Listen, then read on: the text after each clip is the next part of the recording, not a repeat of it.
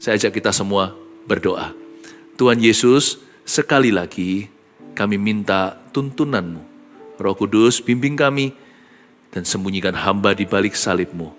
Berkati kaum Hawa yang sudah Kau tebus dengan darah yang mahal. Ya Tuhan, perempuan yang takut akan Tuhan, tak ternilai harganya. Biarkan Tuhan Yesus menyatakan hal ini lewat sermon atau lewat khotbah yang hamba berikan. Dan biarkan kami para laki-laki juga semakin menyadari value, nilai seorang wanita yang takut akan Tuhan. Sembunyikan hamba di balik salib. Dalam nama Yesus. Amin. Saya tergerak untuk menyampaikan sebuah pesan sederhana yang saya beri judul Kekuatan Perempuan. Boleh dikatakan sebagai sebuah seri tentang godly women. Atau wanita-wanita yang takut akan Tuhan. Wanita-wanita yang diberkati. Lalu kita harus menemukan terlebih dahulu kekuatan kita masing-masing apa. Termasuk kaum Hawa. Hawa yang sudah ditebus, bukan yang jatuh dalam dosa itu. Hawa yang telah dibeli kembali. Tahukah para wanita, Anda sekalipun diciptakan dalam gambaran rupa Allah, Anda beda dengan kami, laki-laki.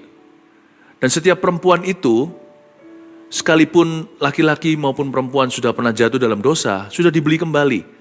Jadi kekuatan orisinil yang Tuhan taruh pada Adam dan Hawa itu nggak hilang.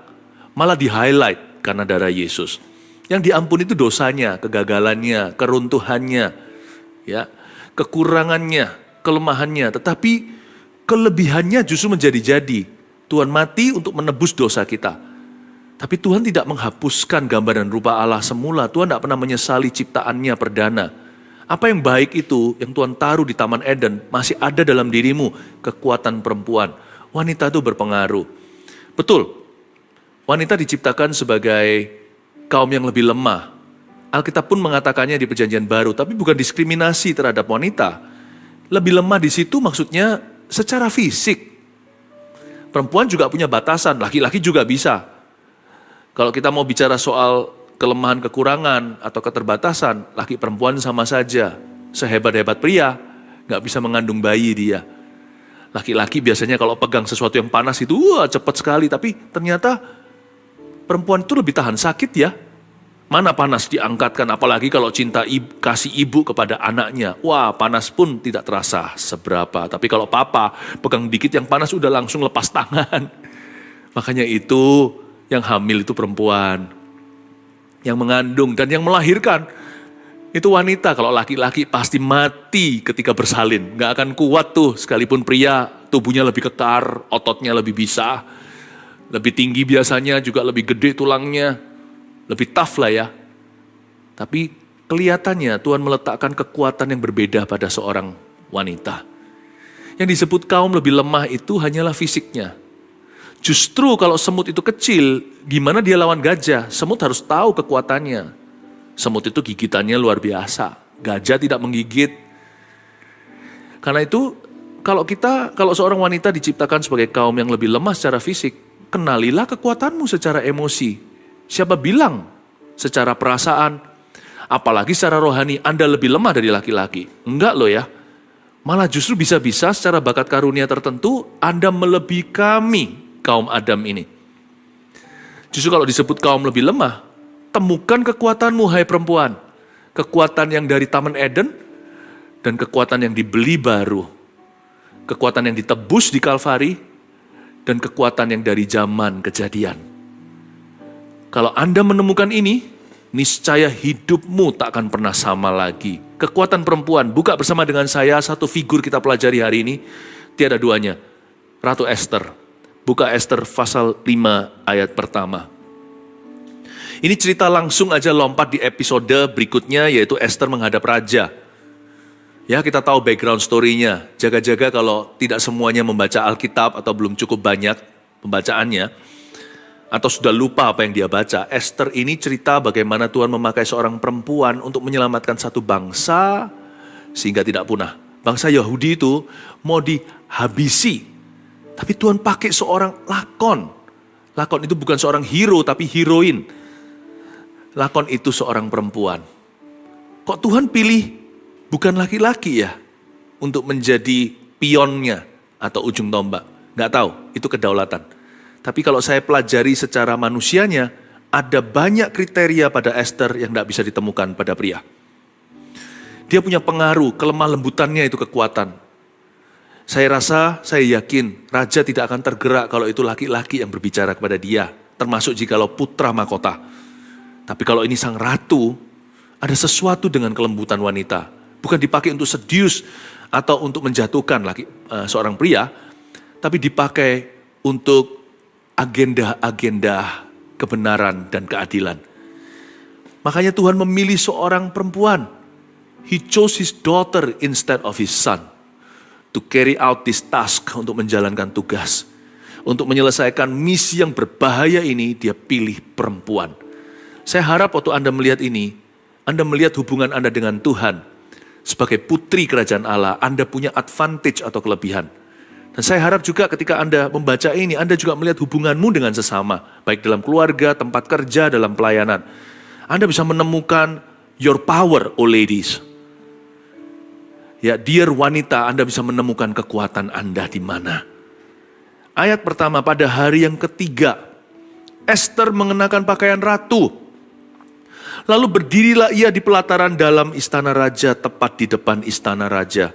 Raja bersemayam di atas tahta kerajaan di dalam istana, berhadapan dengan pintu istana itu. Berhenti di situ. Ayat 1, pada hari yang ketiga. Kenapa hari yang ketiga? Ini ada ceritanya di pasal 4 sebelumnya, bahkan berapa ayat di atas. Esther dan seluruh bangsa Yahudi atas perintah ratu harus berpuasa tanpa makan, tanpa minum 3 hari dan 3 malam lamanya. Esther ini tidak bonek gitulah ya kalau penggemar sepak bola di Surabaya. Bondo nekat katanya atau bermodal berani saja. Jangan hanya sekedar ambisius atau yang penting maju dulu gegabah. Kekuatan seorang perempuan terletak pada persiapannya. Catat itu. Persiapan hati terlebih dulu. Esther mempersiapkan hatinya, kalau aku terpaksa mati, aku mati. Hari itu dia tahu dia sedang menjalankan sebuah misi yang meresikokan nyawanya. Ada sebuah peraturan yang tidak bisa diputarbalikkan. Siapapun termasuk sang ratu tidak boleh masuk ke tempat kerja atau di tahta pengadilan sang raja. Siapa berani masuk ke situ harus dibunuh. Jadi sudah peraturan dari sananya. Dalam kerajaan itu sudah menjadi undang-undang dasar. Sudah menjadi hukum yang tertulis. Jadi Esther tahu kalau dia tiba-tiba tampil tanpa undangan formal, dia pasti mengakhiri nyawanya. Tapi dia beranikan diri, resikokan nyawanya. Dia berkata, kalau terpaksa aku mati untuk bangsaku, biarkan aku mati. Dan saya yakin 90% dia yakin dia akan mati. Karena hukum tidak bisa diubah. Apalagi itu zaman perang ya. Raja itu banyak yang mau bunuh. Jadi kalau orang tiba-tiba muncul di tahtanya, itu pasti sang bodyguard sebelum raja berkata hentikan, sudah pasti membunuh dia. Itu semua tangan cepat. Semua tentara Kopassus raja itu bukan main-main. Itu orang yang bisa menembak tanpa melihat ceritanya. Itu orang yang bisa main pedang tanpa harus mikir 2 kali. Sebelum otaknya suruh, tangannya sudah ke sana dulu. Andai kata raja sayang sama dia pun pasti gak ada waktu. Pasti dia terbunuh. Dia tahu itu. Tapi Esther tidak peduli. Dia tahu ini misi ilahi. Tapi dia bukan hanya sekedar yang penting kesyera-syera whatever will be. Dengan penuh persiapan dia puasa 3 hari 3 malam. Dan suruh semua bangsanya ikut puasa sama dia. Dia ada persiapan rohani. Apapun dalam hidupmu hai wanita, jangan asal-asalan. Perempuan itu diciptakan penuh dengan perhitungan. Bukan perhitungan dengan Tuhan, atau perhitungan dengan orang tuanya, perhitungan dengan sesama, bukan ya. Maksudnya hitung-hitungannya jalan. Buktinya laki-laki kalau mau pindah, contohnya dia dapat kerja baru nih di kota lain, dia dengan gampang aja berkata, iya asal gajinya bertambah. Biasanya mama atau sang istri yang di rumah yang akan berpikir detil-detilnya dan berkata, tunggu dulu papa, anakmu gimana sekolahnya, teman-temannya udah akrab nih. Dia sudah keluar dari pergaulan buruk ya kan. Lalu sekarang di sekolah ini, sekolah baru, apalagi di sini ada gereja kita. Kita udah cocok di sini. Bagaimana nanti di tempat baru, gimana dia adaptasi, jangan-jangan nanti dia depresi lagi. Itu mama yang mikirkan. Perempuan itu kalkulatornya jalan. Laki-laki biasanya lebih gegabah. Laki-laki cenderungnya berpikiran gambar besar. Wanita pada detil-detilnya. Itulah sebabnya Ratu Esther ini yang dipilih oleh Tuhan. Karena nanti untuk memenangkan peperangan ini jalan tikus bukan jalan raya. Wanita, ingatlah kalau Anda mau melihat berkat Tuhan, kenakan kekuatanmu. Jangan asal-asalan sebab kekuatanmu terletak pada persiapan hati. Persiapan rohani. Minta sama Tuhan roh doa syafaat. Puasa dulu. Jadi powerhouse-nya suami. Bukan jadi pemain kedua loh ya. Bukan. Powerhouse-nya. Dua-dua harus berdoa. Supaya jangan suami istri itu gak kompak. Malah justru kompak dalam perkara salah. Seperti Anania Safira. Dua-dua nanti dihukum sama Yesus Kristus. Tapi perempuan dan laki-laki sekalipun suami istri sama-sama berdoa. Terlebih lagi sang wanita. Karena wanita itu kekuatannya pada persiapan. Itulah kekuatan perempuan. Siapkan hatimu. Kalau Anda mau menikah nih ceritanya. Laki-laki Anda dengan, kalau ada yang bujangan nih yang perempuan. Jangan asal-asalan persiapan. Ingat suatu hari Anda bukanlah saja istri seseorang. Anda juga akan menjadi mama anak-anaknya. Jadi jangan jatuh dalam dosa, jangan mau kalau sang laki-laki pimpin Anda pada kegelapan. Istilahnya ke tempat yang remang-remang. Be smart. Remember, you are the preparation of your own household. Sang suami juga harus mempersiapkan diri. Tuhan akan berurusan dengan dia, Tuhan berkarya dalam diri seorang pria. After all, dialah kepala keluarga. Makanya itu wanita cepat dewasa dulu kan. Umur 12 udah cepet tinggi. Laki-laki umur 12 suaranya masih bocah. Laki-laki itu Tuhan lebih slowly. Karena dia nanti jadi pemimpin utama. Jadi Tuhan pelan-pelan. Tapi wanita harus mempersiapkan diri. Karena perannya tinggi. Bukan hanya menjadi istri suatu hari kalau Anda bujangan. Anda juga akan menjadi mamanya anak-anak. Anda akan menjadi ibunya anak-anak suamimu.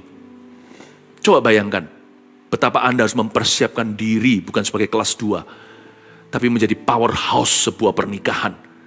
Persiapannya itu pada dirimu, detil-detil itu di tangan wanita, yang mikirkan, yang memikiri satu persatu. Karena itu jangan bodoh kalau yang bujangan. Jangan mau diajak jatuh dalam dosa seksual. Ya, berfikirlah dengan jernih. Tapi kalau yang sudah menikah, dalam karir segala. Anda tahu nggak? Kekuatan perempuan itu pada persiapan. Persiapkan hatimu. Apapun yang Anda lakukan itu persiapkan 1100%. Jangan 100% saja. Persiapkan sungguh-sungguh. Esther hari itu tahu dia akan mati. Memang akhirnya plot twistnya begini. Nggak jadi dibunuh. Malah dia berhasil dalam misi. Musuh orang Yahudi digantung hidup-hidup. Gara-gara Esther, seluruh Israel ada hari ini gara-gara dia. Ketaatan dan detil pikirannya. Karena mulus caranya dan dia mengerti kekuatannya. Tuhan memakai semua kualifikasi itu. Kriteria kelebihannya. Untuk menyelamatkan bangsa pilihan. Tanpa Esther hari ini gak ada namanya ras Yahudi. Semua akan punah mati. Anihilasi. Annihilation is to erase atau menghapuskan sebuah ras, itu anihilasi namanya. Gara-gara Esther tidak jadi, malah Haman musuh Tuhan, dia mati dihukum raja. Nah, kekuatan Esther hari itu di mana? Dia tahu sekalipun dia bisa aja mudah hilang nyawa, malah justru mujizat kalau dia luput dari hukuman maut. Tapi dia tahu dia mau mati nih. Dia berpakaian ratu setelah hari ketiga. Setelah dia puasa. Lalu dia tahu puasa selesai. Dia makan dulu supaya kuat tubuh. Dia sudah buka puasa ceritanya. Udah raup wajahnya. Jangan kusut datang ke hadirat raja. Dia datang dengan berani namun bukan berarti tanpa persiapan. Dia mempersiapkan diri, dia mengenakan pakaian ratu. Kata mengenakan pakaian ratu situ kemungkinan besar adalah mengenakan pakaian ratu favorit raja. Waktu raja lihat itu, ingat memori mereka waktu kencan dulu. Dating kali. Itu adalah pakaian atau gaun ratu yang raja paling suka. Mama kalau pakai itu, papa suka deh. Ya. Dia pakai make up. Seorang wanita juga sama, sekalipun kalau ada yang kena kanker, kita doakan supaya sembuh ya. Tapi sebelum sembuh, jikalau masih menunggu kesembuhan ilahi itu tiba, tetaplah berdandan bukan untuk showkan ke orang. Tetaplah rawat tubuh dan badan. Mau sakit kek, mau sedih, tetap rawat badannya. Bukan make up berlebihan atau pakai pakaian yang mahal-mahal. Relatif bagus itu, mahal kalau taste-nya kurang. Kalau seleranya buruk, mau beli baju ratusan juta pun percuma. Karena itu bicara soal mencocokkan warna. Make up gak berlebihan. Saya ini bukan gak ngerti dunia wanita, tapi saya biarkan bicara dari ilham sekarang. Biarkan saya bicara dengan tuntunan. Ya kan? Anda mau make up salah pakai bahan yang mahal juga percuma. Kalau ketebelan atau kurang atau gimana saya gak ngerti. Tapi Anda harus put effort, perhatikan tubuhmu. Esther kira dia mati, tetap dia berpakaian ratu. Dia tetap berdandan, rambutnya, ya kan, wajahnya, pakaiannya. Kalau aku mati hari ini terpaksa aku harus dibunuh, ya sudah. Tapi aku tidak mau hidup sia-sia. Aku tidak mau setengah mati, lebih baik mati beneran daripada setengah-setengah. Banyak orang itu begitu, udah putus asa sama hidup, udah tidak lagi menjaga badannya, tidak lagi menjaga tubuhnya, tidak berdandan apa yang memuliakan Tuhan dan menghargai hidup sendiri. Udah asal-asalan. Ngapain setengah mati? Kalau mati ya mati beneran. Kalau sudah waktunya ya waktunya tiba. Tapi sebelum itu, sekalipun hari terakhir kita hidup, sekalipun perempuan itu divonis tinggal 3 bulan, pastikan 3 bulan itu 90 hari. Setiap hari itu kenakan pakaian ratu. Bicara tentang inner beauty dulu, bicara tentang kecantikan batinia. Tapi kalau dirimu cantik di dalam batinmu, pasti Anda menghargai tubuhmu. Pasti Anda akan menghargai waktu. Pasti Anda akan mendandani dirimu. Jangan berkata, ya sudahlah aku putus asa. Udah biar begini aja. Muliakan Tuhan dengan tubuhmu. Saya gak ajarkan kita untuk atau wanita untuk berlebihan ya, dalam mendandani diri dengan berkepang-kepang dan jewelry.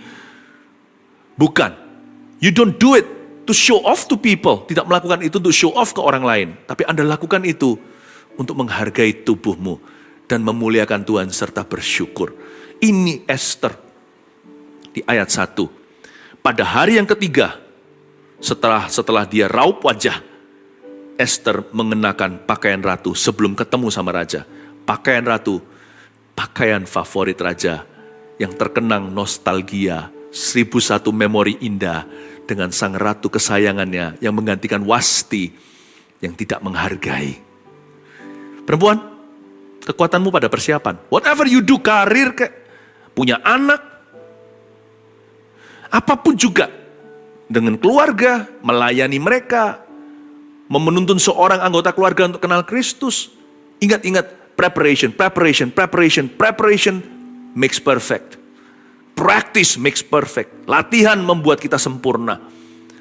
Persiapan membuat kita indah. Khususnya bagi perempuan. Ya, apa yang Anda mau capai dalam hidup ini? Prepare yourself. Siapkan hatimu dulu. Siapkan attitude atau sikap hati yang berkenan. Kecantikan batinnya itu melebihi dandanan luar. Ya kan? Wanita yang positif lidah bibirnya.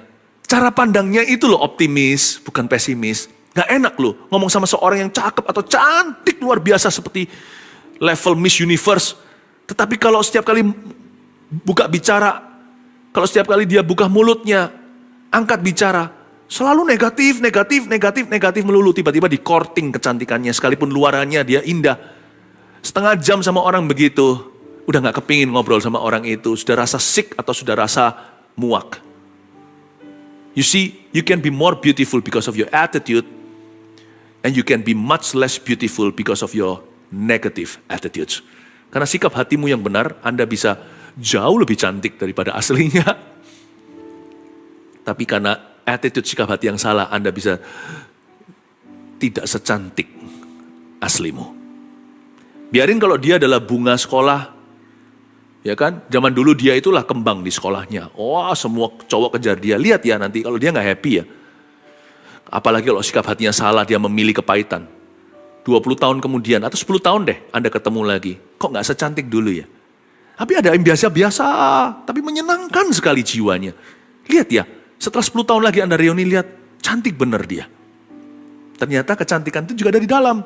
Pakaian ratu itu menunjukkan bahwa Esther menghargai badannya sekalipun dia kira hari itu dia akan jadi mayat.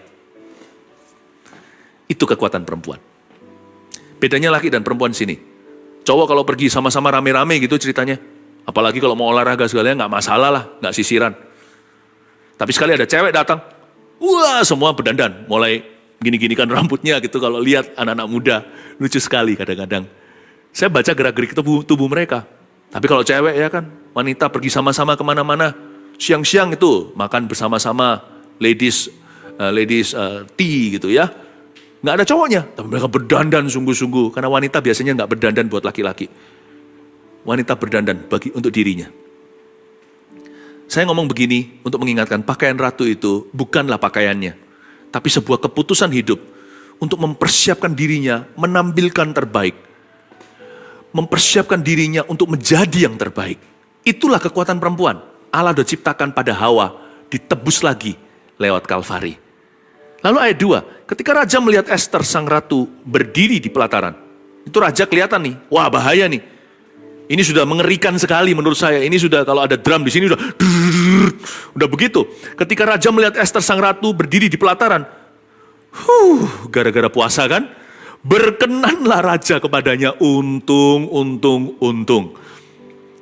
Lebih tepatnya puji Tuhan. Sehingga raja mengulurkan tongkat emas yang di tangannya ke arah Esther. Diulurkan begini.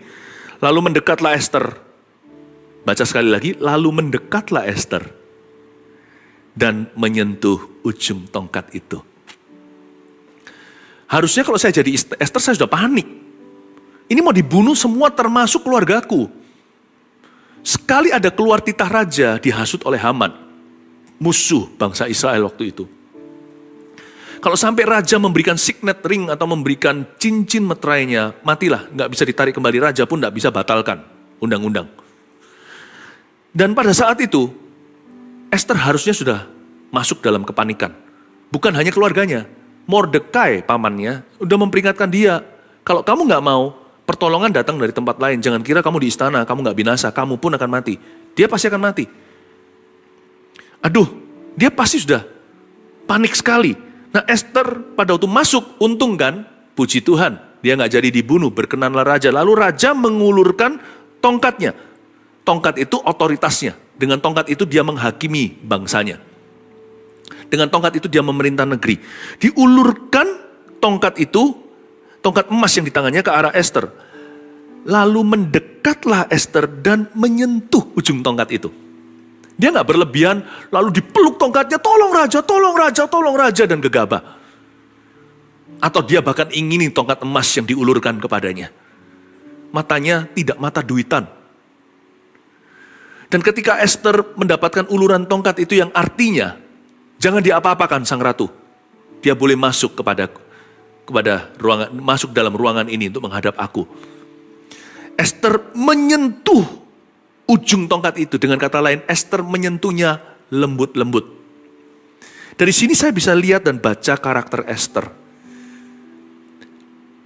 Hari-hari ini juga ada yang namanya secara profesional, ini adalah ilmu atau sains untuk membaca sidik jari, tanda tangan, bisa memberikan semacam diagnosa personality atau kepribadian anak-anak kita. Kalau kita baca Alkitab seperti ini, saya baca sekilas bisa menebak sifat Esther itu seperti apa. Hingga kita bisa belajar kekuatan perempuan. Mendekatlah Esther. Waktu digituin, dia mendekat. Dia bukan wanita trauma. Dalam keadaan panik, harusnya diulurkan tongkat, dia sudah begitu. Dia menghindar. Dikira mau dipentung kali. Enggak. Wanita kalau mau diurapi oleh Allah, Anda harus move on dari segala trauma. Harus memutuskan untuk berhenti traumatis. Apa bisa pastor take charge, take ownership, belajar bertanggung jawab atas perasaanmu. Dan katakan di dalam nama Yesus, aku tutup buku. Semua trauma itu, kalau ada sisa-sisa pengampunan yang masih defisit, aku ampuni. Aku ampuni dengan iman. Toh pengampunan bukan dari saya, pengampunan itu hanya mengalir melalui diriku. Aku mengampuni karena Yesus sudah mengampuni aku lebih dulu. Anda harus move on, harus berhenti trauma dan berkata, trauma, diam. Aku sudah selesai dengan engkau. Gerak-gerik Esther akan menentukan dia berhasil atau tidak. Dia bukan traumatis, tapi dia mendekat. Dan ketika dia mendekat, dia jamah, gently, atau dengan lembut saja, nggak berlebihan. Dari sini saya juga bisa melihat dan membaca bahwa Esther itu orang yang bisa bersyukur untuk yang sedikit. Kalau saya jadi Esther, mungkin bisa saja, kalau kita jadi Esther, bisa saja kita panik. Ketika diulurkan tongkat, langsung angkat bicara, raja-raja tolong, SOS, SOS, help, help. Keluargaku mau dibunuh, aku mau dibunuh, seluruh bangsa Yahudi mau dibunuh. Help, help. Enggak. Slowly, step by step. Heart to heart. Selangkah demi selangkah, saudara. Sehati demi sehati. Dia bertindak bukan sebagai seorang yang ketakutan atau gegabah. Esther ini bijaksana. Selangkah demi selangkah. Dia hati-hati membawa diri. Saya suka bahasa Indonesia. Hati-hati itu dalam bahasa Inggris careful. Saya nggak suka bahasa Chinese-nya xiao xin. Xiao itu kecil, sin itu juga kecil. Kecil. Sin itu hati. Xiao xin itu artinya hati-hati. Yang arti harafiah dari dua huruf itu adalah berhati kecil lah. Saya nggak suka. Careful juga oke lah ya. Bahasa Indonesia paling bagus. Hati-hati. Bukan berarti jadi pecundang. Pakai hati tapi dua hati. Double hati. Ya kan? Jangan gegabah, jangan takut juga. Hatimu pas-pasan aja, semua indah pada waktunya. Kalau sekarang pertolongan Tuhan masih sedikit, bersyukurlah, belajarlah bersabar, jamah pelan-pelan. Jangan langsung ketika diulurkan tongkat, dikasih hati minta rempelah.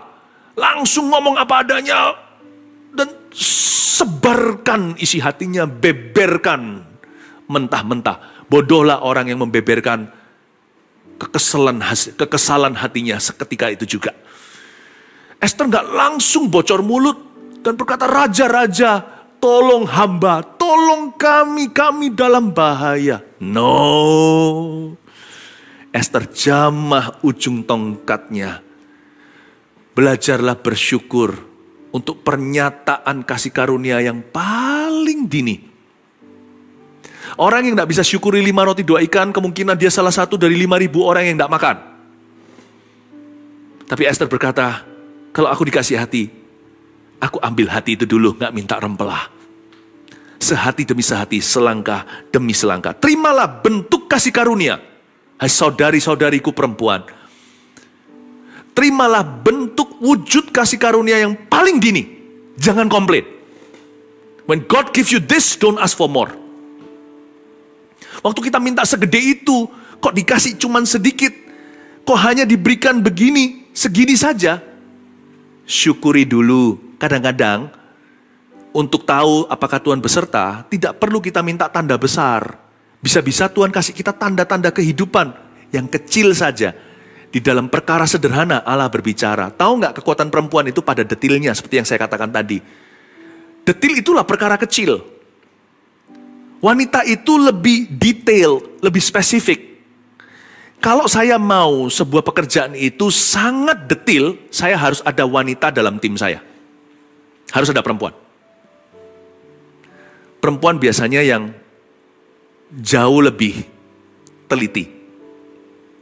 Saling melengkapi sih, laki-laki lebih risk taker biasanya. Saya ngomong secara umum aja dulu ya. Tentunya ada perkecualian. Tapi pria itu lebih ambil resiko. Wanita lebih rapi dan juga lebih teliti. Jadi kalau Anda seorang pemimpin pelayanan atau perusahaan, kalau Anda mau pekerjaan Anda itu detail, You have to have women in your ministry. You have to have women in your line of work. Harus ada perempuan. Kekuatan perempuan itu pada detilnya. Belajarlah untuk setia dalam perkara sederhana. Disitulah letak kekuatan. Itu yang membuat perempuan itu bintang 6. Jikalau laki-laki bintang 5, izinkan saya mewakili kaum Adam mengalah. Bedanya di situ. Bukan di fasilitasnya semua sama, semua hotel bintang 5, bintang 6 itu di sini. Pelanggannya baru keluar sebentar aja ke lobi ambil sesuatu balik-balik. Ranjangnya udah rapi. Itu tisu ujungnya sudah dilipat seperti segitiga, dikasih stikernya hotel tersebut dan namanya. Lalu Anda baru sampai baru check-in, Anda sudah lihat di situ bahkan kop suratnya aja ada namanya. Nama Anda, kapan mereka ngeprintnya? Ya waktu Anda booking tentunya. Waktu Anda bayar. Sebelum Anda tiba, di lobi sudah disapa. Ya kan, sudah disapa.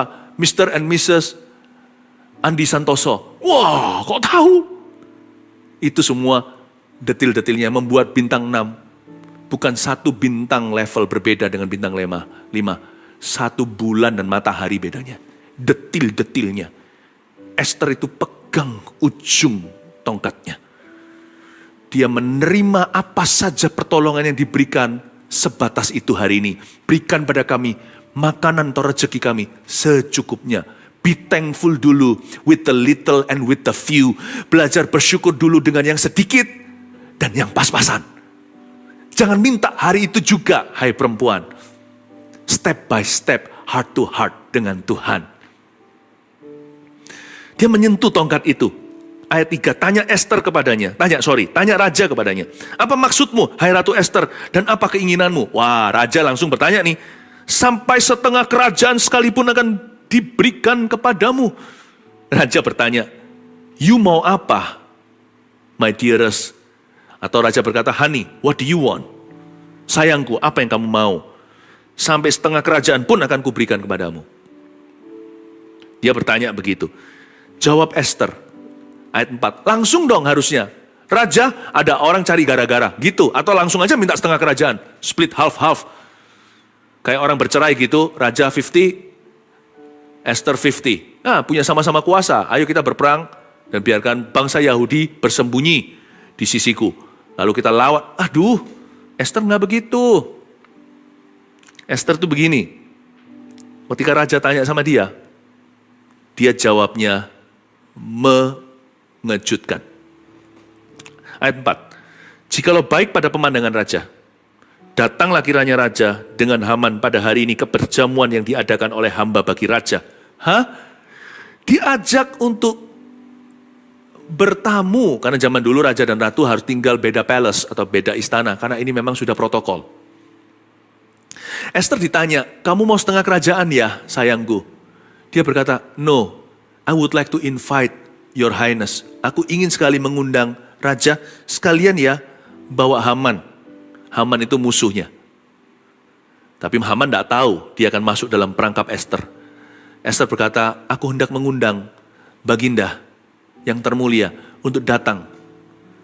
Bertamu, saya akan masakkan, kita tea time, kita akan minum teh bersama-sama, tea party gitu ya. Biarkan hambamu melayani raja. Wow, apa rajanya nggak langsung jatuh hati. Menyesal dia hanya mau kasih ke setengah kerajaan. Disinilah raja ingin memberikan nyawanya untuk Esther. Tahu nggak? Kekuatan perempuan terletak di sini. Please jangan jadi wanita murahan. Esther dari sejak bujangan waktu dia masuk di dalam bukan sayembara, masuk di dalam daftaran orang-orang yang dikumpulkan di istana. Mereka yang akan dipertemukan dengan raja. Esther tidak minta hal-hal yang mahal-mahal. Waktu dia ditanya dia harus pakai apa, dia serahkan kepada pengasuh yang raja berikan atas semua wanita-wanita ini. Esther itu seorang perempuan yang bisa menahan diri. Orang ini justru yang kayak begini ini, justru mahal saudara. Yang bisa tertebak harganya, yang bisa ketahuan nilainya, itu yang murahan. Dikasih ini sudah langsung mau, dikasih itu mau aja aku. Sudah bisa buka harga. Justru yang begini ini gak bisa dibeli. Esther ini. Dan kali ini raja mengucapkan suatu undangan yang tidak pernah terdengar di hall atau tidak pernah terdengar di tata raja didengungkan hal demikian. Setengah kerajaan mau dikasih hari itu kan berarti raja berkurang teritorinya. Tapi itu pun Esther menolaknya dan berkata, "No, my king, I want you." Wow, I want your presence, not your presence. Aku mau hadiratmu, kehadiranmu, bukan kadomu, sekalipun setengah kerajaanmu. Datanglah kiranya raja dengan Haman ke perjamuan yang akan diadakan oleh hamba. Hamba akan melayani. Ya baginda, datanglah kemari. Wow, luar biasa. Kekuatan perempuan, Anda ready? Are you ready? Ada pada visi yang besar dari Tuhan. Minta sama Tuhan, visi hidupmu apa? Visi hidup Anda bukanlah pakaian yang Anda pakai, atau tas Anda, atau sepatu, atau harta benda apapun. Minta visi lebih tinggi dari materi. Minta visi yang lebih tinggi daripada kesenangan diri sendiri. Minta visi yang tinggi. Esther ini berpikiran besar. Jangan main-main loh ya. Perempuan yang detil kalau berpikiran besar, besar sungguhan.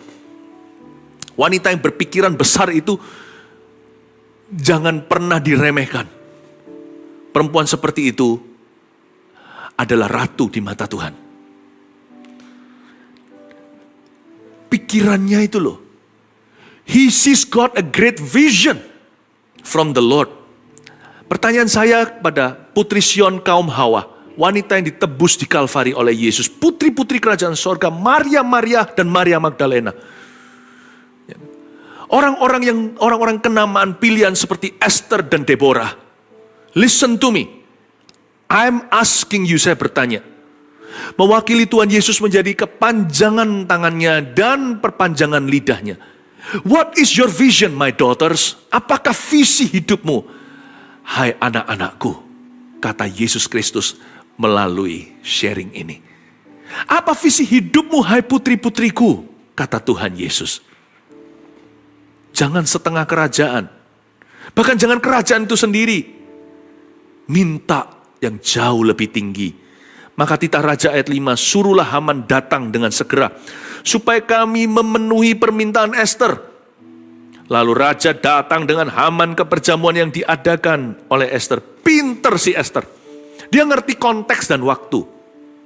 Ya, seperti kalau kita lagi ada undangan berbicara secara publik lalu selesai kan biasanya kita bilang begini sebagai pamitan. Sekarang waktu dan tempat saya kembalikan. Atau kalau kita mengundang seseorang naik ke panggung, waktu dan tempat saya serahkan kepada Bapak ini.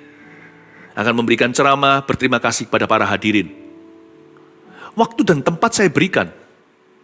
Anda harus tahu bahwa waktu dan tempat itu penting sekali. Tidak segala sesuatu itu pada waktunya.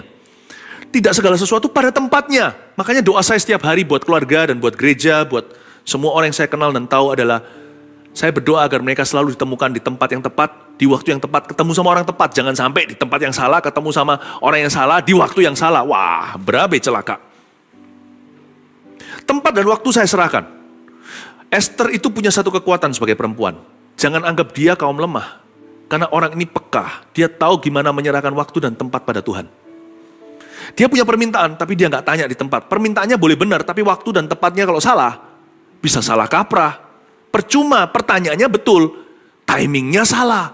Itulah sebabnya perempuan harus bisa baca waktu. Kalau suami pulang ke rumah, ini kan klise sekali ya. Jangan langsung beritahu, mungkin dia perlu mandi dulu pas makan, cari waktu yang tepat. Kalau Anda mau bicara, ini bukan trik-trikan. Tapi ini orang yang menghargai waktu Tuhan dalam segala hal. Nggak tentu suaminya ready untuk mendengar itu. Kalau kita mau memberi masukan, harus ngerti. Bukan hanya pilih kosakata, kata-kata yang membangun dan mudah dicerna, tidak membunuh karakter, tetapi lebih kepada isunya. Kalau kita mau kalau seorang wanita mau memberikan masukan kepada anak-anaknya, jangan lupa. Kalau itu kritikan, kasih pujian sebelum dan sesudah. Sehingga sebelumnya sudah divaksin dulu, dikasih kritikan yang membangun, setelahnya itu dibalut luka yang kita hasilkan lewat kritikan. Jangankan perempuan, laki juga perlu lakukan itu sama saja. Apalagi perempuan itu manusia pengaruh. Manusia pengaruh, betul itu. Buktinya, Hawa bisa menjatuhkan ciptaan pertama. Memang ular sih. Tapi kalau nggak lewat Hawa, setan nggak bisa jatuhkan Adam. Hebat nggak kaum Hawa itu? Esther ini tahu menyerahkan waktu dan tempat kepada Tuhan. Makanya itu, dia pindahkan medan perangnya dari tahta pengadilan raja to the bedroom. Ke tempat tidurnya. Saya tidak bicara ini bukan implikasinya seks sebagai senjata ya. Kalau Anda sudah menikah, seks bukan senjata. Bukan ya. Jadi jangan pernah kalau orang yang sudah menikah nih, suami dan istri, ngambek. Lalu habis itu, itulah hukumannya. Wah, kalau seperti itu, saling hukum-menghukum, ujungnya dua-dua selingkuh. Seks bukan reward dalam pernikahan, seks bukanlah punishment. Dalam pernikahan yang sah, yang sudah diberkati oleh Tuhan, seks bukanlah hukuman maupun upah. Yang saya maksudkan dibawa ke tempat tidur adalah ke tempat pribadi. Dia bawa raja ke palace-nya. Malah bukan di tempat tidur secara literally atau secara harafiah. Dibawa ke meja makannya, perjamuan dihidangkan oleh Esther untuk raja dan Haman. Haman pun suruh datang, raja suruh Haman datang. Raja saking senengnya sama Esther, ya kan? Bayangin, dulu yang Wasti, istrinya yang akhirnya disingkirkan di pasal pertama. Itu kan Wasti tidak menghargai dia di hadapan semua panglimanya, di hadapan semua pegawai-pegawainya, di hadapan semua pejabat. Wasti nggak mau datang. Esther ini mengalahkan karismanya semua pejabat raja, termasuk Haman. Haman ini didengar sama raja. Haman ngomong apa aja didengarkan, kan dia penasihat utama. Kelihatannya presiden ya, tapi sebenarnya Anda harus perhitungkan penasihat presiden itu siapa. Yang harus kita doakan bukan hanya pemimpin negara, tapi kita juga harus doakan nasihat penasehatnya. Atau kabinetnya. Nah ini adalah penasehat wahidnya, kabinet nomor satunya si Haman pun kalah. Haman, you datang ya. Haman itu sibuk sekali mengurusi semua urusan raja, disuruh datang. Bayangkan ya, kalau perlu ya, setan sama Tuhan disuruh datang ke wisudamu ketika engkau diberkati. Kalau perlu seluruh malaikat yang paling tinggi, bukan setan nih, malaikat-malaikat Tuhan pun. Kalau perlu orang-orang utama, orang-orang kenamaan di bumi ini, mereka, Tuhan kan saking bangganya dengan Anda, Tuhan akan perintahkan mereka untuk melayani visimu. Tuhan bahkan akan perintahkan mereka untuk hadir melihat ketika Anda diberkati. Karena orang-orang yang excellent will stand before kings. Karena orang-orang yang cakap dalam pekerjaannya, artinya yang hatinya berkenan kepada raja, dia akan berdiri di hadapan raja-raja. Permaisuri akan menjadi inangmu, raja-raja akan menjadi hamba-hambamu. Bayangkan. Dan kalau perlu, setan akan dibawa Tuhan masuk ke perangkapnya orang yang berkenan kepada Tuhan. Suruhlah Haman datang dengan segera, supaya kami memenuhi permintaan Esther. Haman mungkin awal-awal menggerutu, apa sih? Aku loh official atau pejabat sepenting ini, disuruh datang dinner atau tea party. Aduh, ini kan urusan pribadi. Kenapa saya disuruh datang? Aduh, aku sibuk tahu, tapi gak berani dia sama raja. Dia pasti awal-awalnya tersinggung. Kenapa raja mementingkan kepentingan perempuan? Apalagi zaman itu bukan emansipasi. Kenapa raja mementingkan kepentingan seorang wanita untuk seorang pegawai sepenting saya? Datang ke party gitu, buang-buang waktu. Dapat apa aku? Bayangkan, seperti itu Esther itu kekuatannya dalam hati seorang raja yang besar. Ini adalah negara adikuasa zaman tersebut. Saya ingin sekali untuk menegaskan pada Anda, wanita yang bervisi besar itu pengaruhnya besar. Wanita yang bervisi kecil hanya untuk dirinya mimi, lama-lama akan turun harga, jatuh mesin, pelan-pelan jadi murahan di mata bukan hanya orang, tapi juga di mata Allah. Have a big vision. Dan visi Esther adalah, aku gak mau kerajaan itu separuh pun gak mau, seluruhnya pun aku gak mau. Aku gak sudi. Aku mau keselamatan untuk orang Yahudi. Wow. Dan aku, untuk melakukan itu, aku mau kehadiran suamiku, rajaku. Bukan kerajaannya. Dan raja bisa merasakan ketulusan hatinya dan raja sangat-sangat terpikat. Mungkin raja di dalam hati berkata, ini beda ya sama Wasti. Beda sekali, tidak sama dengan ratu pertama di pasal 1 itu. Nah sekarang kita membaca ayat berikutnya. Sementara minum anggur, bertanyalah raja kepada Esther, apakah permintaanmu? What do you want, honey? What do you want? What would you like? What's your wish, darling? Kekasihku, apa permintaanmu? Niscaya akan dikabulkan, dan apakah keinginanmu? Sekali lagi diulang kedua kali. Berarti raja tadi bukan basa-basi. Sampai setengah kerajaan sekalipun akan dipenuhi. Ayat 7, maka jawab Esther, permintaan dan keinginan hamba ialah. Are you ready? Permintaan dan keinginan hamba ialah.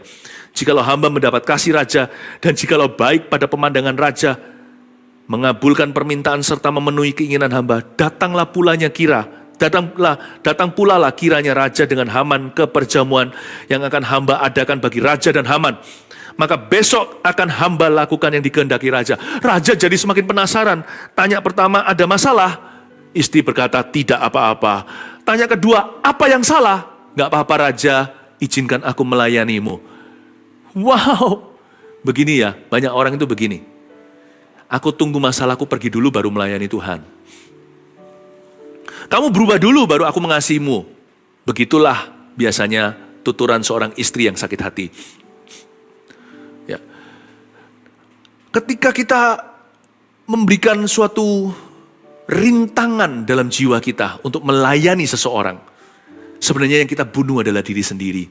Dan semua potensi dan semua berkat yang Tuhan sediakan yang melampaui akal budi. Belajarlah, saudara-saudaraku, khususnya kaum perempuan, belajarlah untuk menyembah walaupun musuh sudah dekat. Belajarlah untuk tetap melayani walaupun masalah masih ada di hadapan. Di depannya ada Haman. Itu orang yang sudah bernafsu membunuh. Itu hidungnya seperti naga, ada apinya. Semua sudah tahu konspirasi yang akan terjadi atau yang sedang dilaksanakan. Sekalipun Belanda sudah gak jauh ceritanya. Kan ada pepatah bahasa Indonesia, belas dan Belanda masih jauh. Ini sudah di depan pintu. Esther tetap melayani raja dan Haman. Your strength, O ladies, dear woman, kekuatanmu hai perempuan terletak pada roh melayani, dan lemah lembutmu bisa memenangkan orang terkeras yang paling sulit. Orang yang paling keras kepala sekalipun akan jatuh ke dalam pengaruhmu tanpa banyak berbicara. Dengan roh kelemah lembutan. Do you know that your power is your gentleness? Kelemah lembutan itu adalah senjata rahasiamu, hai wanita yang takut akan Allah. Dia melayani lebih sungguh, dia melayani. Ya, kalau andai kata raja sini juga melambangkan seperti Tuhan, raja di atas segala raja. Dan wanita di sini melambangkan perempuan, yaitu mempelai wanita Tuhan. Mempelai perempuan, yakni gerejanya. Maka ini juga bisa ditafsirkan begini bahwa sekalipun masalah sudah mendekat, kita hampir dihabisi. Kita sudah terhimpit, tidak bisa lari. Kita sudah terjepit, tidak bisa kemana-mana. Asal ada raja di sisimu, di tea partimu, di hidangan yang kau berikan, meskipun hidangan korban pujian dan syukurmu itu tidak seberapa dibandingkan yang malaikat bisa berikan. Anda akan belajar untuk bersekutu dengan suami sorgawimu, Yesus Kristus mempelai laki-laki. Kita akan tetap menyembah dia, sekalipun Belanda sudah tidak jauh. Belajar seperti Esther, ini kekuatan seorang wanita. Inilah yang disebut a godly character in a lady. Dia bisa dengan tenang di samping rajanya melayani. Menyembah istilahnya, menyembah Tuhan maksudnya. Wow, raja jadi semakin penasaran. Mau apa gak dijawab. Ada masalah. Dia berkata, gak apa-apa raja. Apa yang salah?